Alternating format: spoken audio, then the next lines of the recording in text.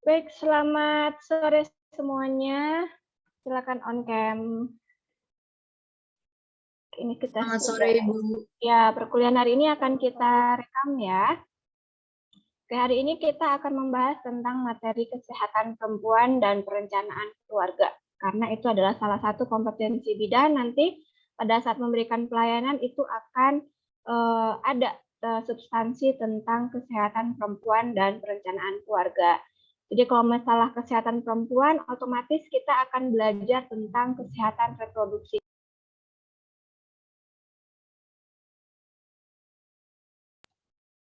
Ibu izin share screen. Ibu izin share screen, kita akan menjelaskan untuk yang RPS-nya dulu, atau kontrak waktunya dulu ya. Baik, ini untuk teman-teman apakah sudah terlihat?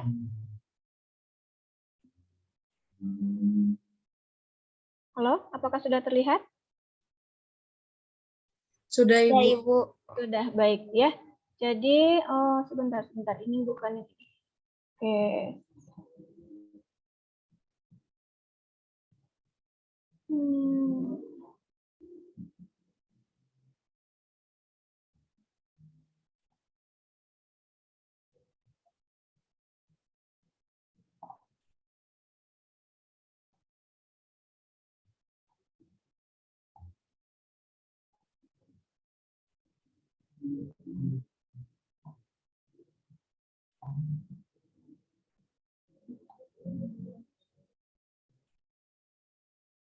Ya, baik. Jadi untuk RPS-nya, ini terlihat ya. Jadi nanti ada capaian pembelajarannya. Kalau ini terlihat, Dek, semuanya? Kalau yang ini terlihat ya? Terlihat, Ibu. Terlihat, Oke. Ibu. Baik. Loading ya. Oke, ini ya. Kita ada 16 kali pertemuan, 14 kali tatap muka, dan 1 UTS dan 1 UAS di pertemuan ke-8 dan pertemuan ke-16.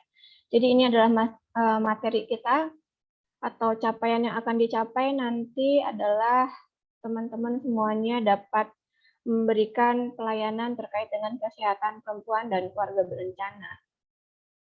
Oke, untuk hari ini kita akan memasuki materinya tentang keputihan. Sebelumnya Ibu akan tanya dulu, siapa yang belum pernah atau sudah pernah mengalami keputihan?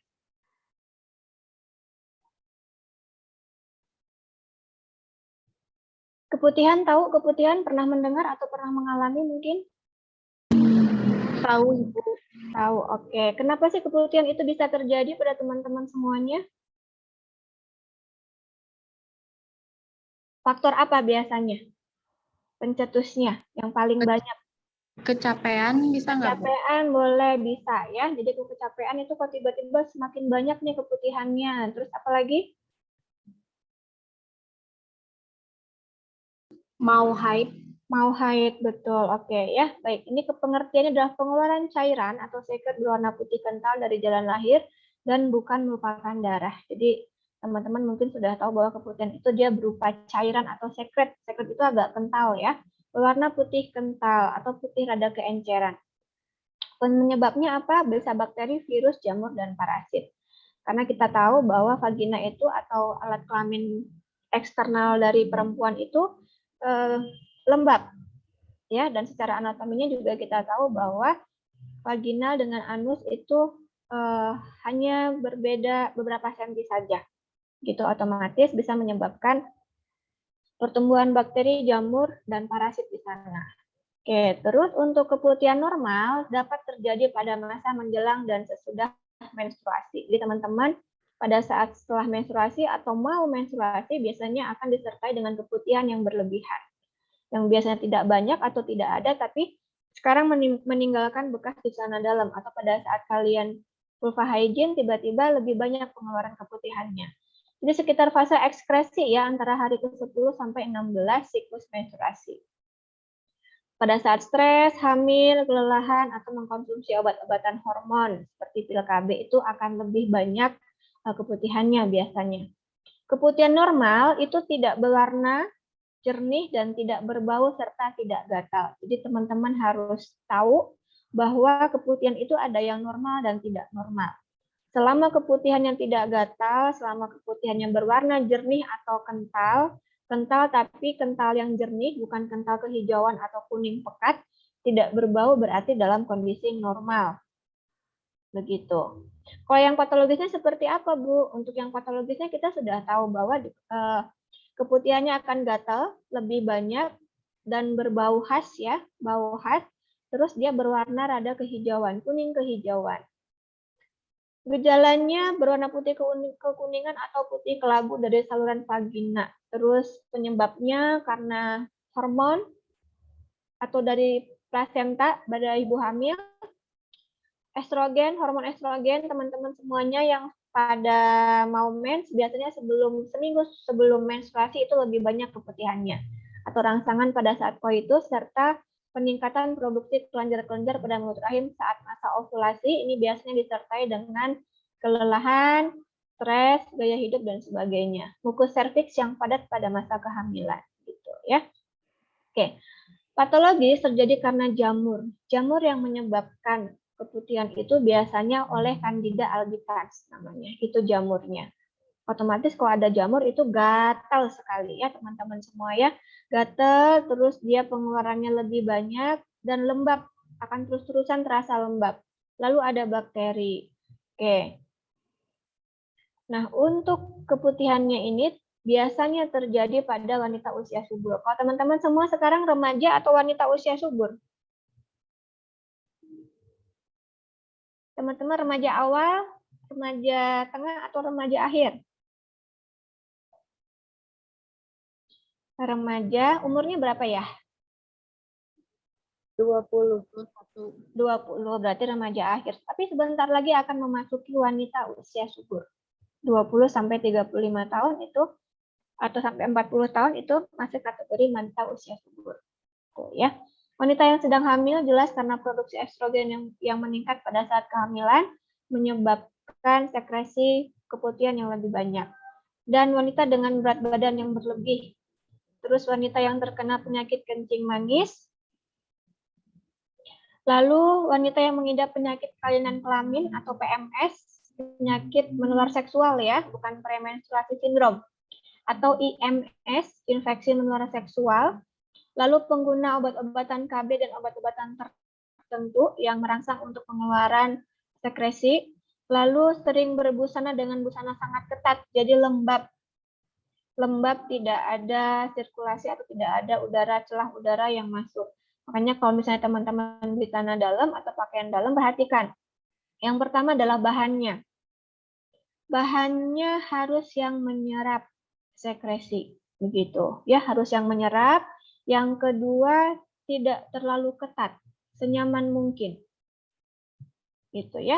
Terus sering memakai atau penggunaan obat pembilas vagina. Contohnya kalau misalnya teman-teman suka pakai itu yang seperti cairan sabun sirih, itu sebaiknya dihindarin. Kenapa? Karena mereka kan bersifatnya kimia. Jadi dia akan memakan bakteri baik, flora baik di seputar vulva dan vagina. Padahal kita ada secara alami itu untuk menghalangi masuknya bakteri dan kuman.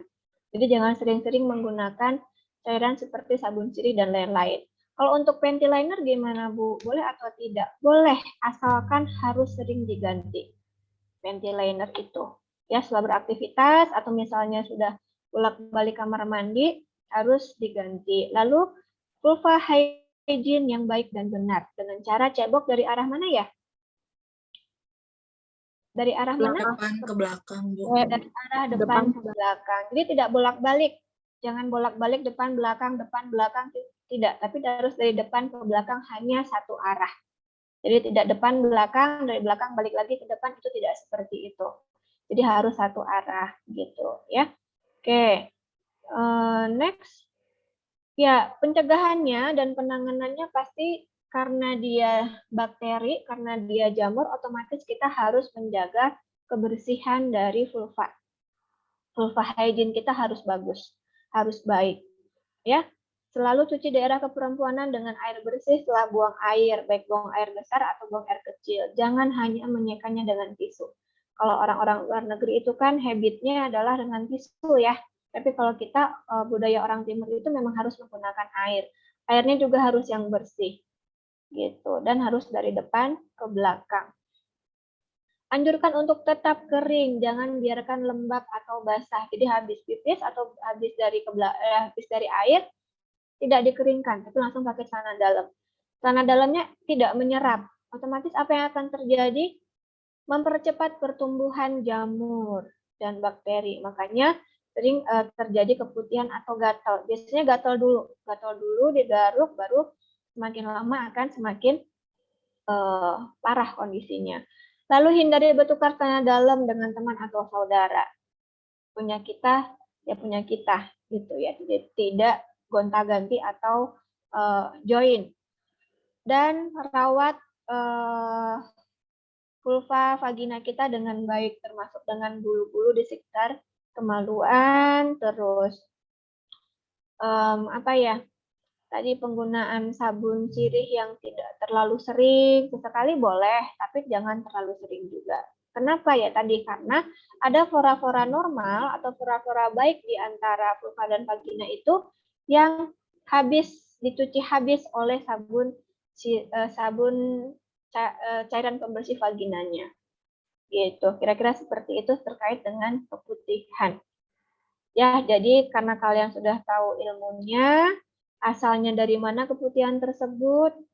Nah, kalau misalnya sudah menuju patologis, ini kan kita berbicara tentang yang normal atau fisiologis. Jika kita sudah berbicara tentang yang patologis, berarti harus segera diketahui penyebabnya. Lakukan pencegahan dan penanganan sedini mungkin. Ya, hati-hati dengan pengeluaran keputihan yang berlebihan sampai hijau dan berbau. Jadi kalau dibuka dengan spekulo atau cocor bebek itu dibuka porsionya, kelihatan tuh dari porsionya itu keluar cairan berlendir hijau. Kenapa? Disitulah awal dari kanker serviks. Ya, kanker serviks itu karena virus HPV, human papilloma virus. Jadi hati-hati. Salah satu tanda dan gejalanya adalah keputihan yang berlebihan, gatal dan berbau. Tidak segera diobati segera mungkin. Gitu. Ya, itu untuk yang patologisnya. Kita mengarahnya ke sana. Jadi ada patologisnya maksudnya dari normal jika tidak ditangani dengan baik atau pencegahan dengan baik, dia akan menuju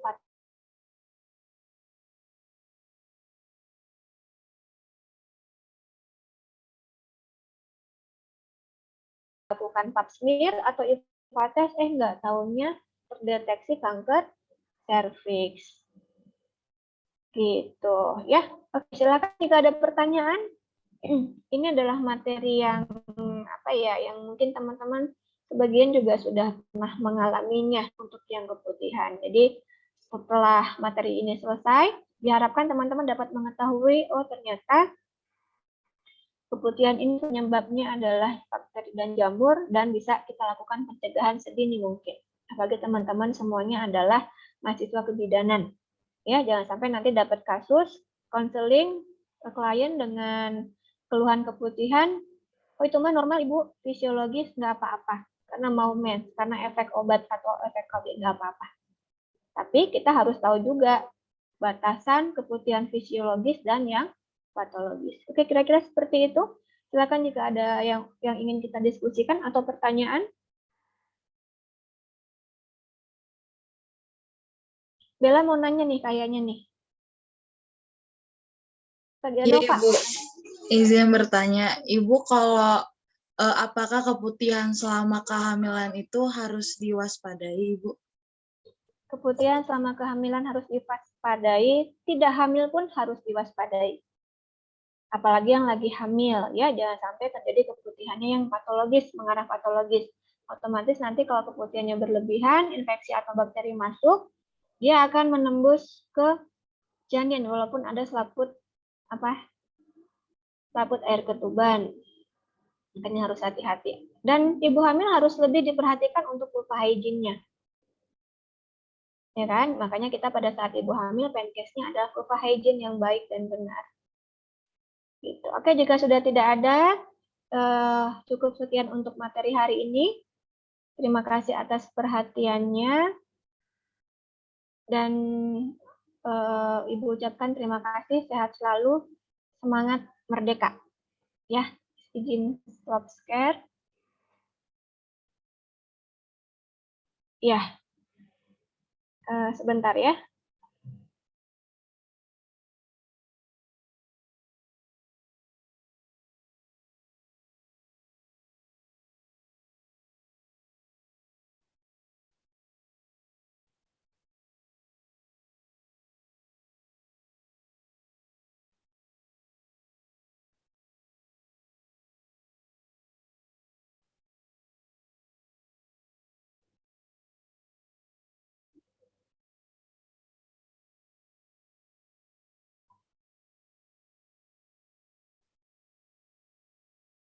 Teman-teman sehat semua ya.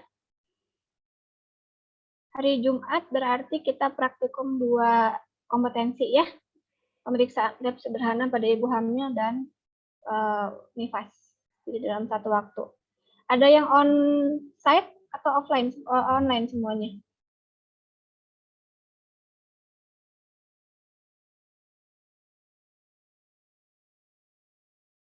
Beberapa orang yang on site?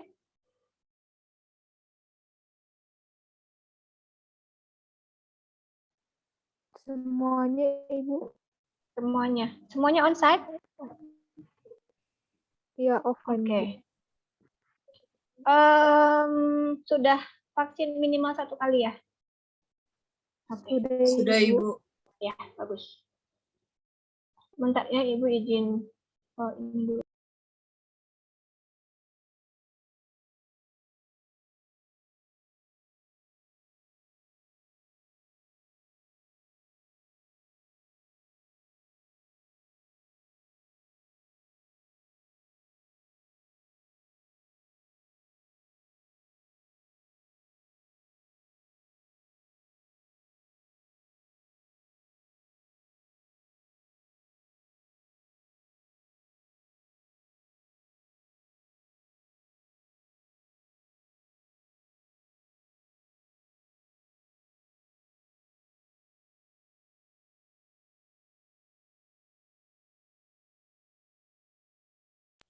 Ya, teman-teman silakan meninggalkan ruangan karena kita sudah selesai.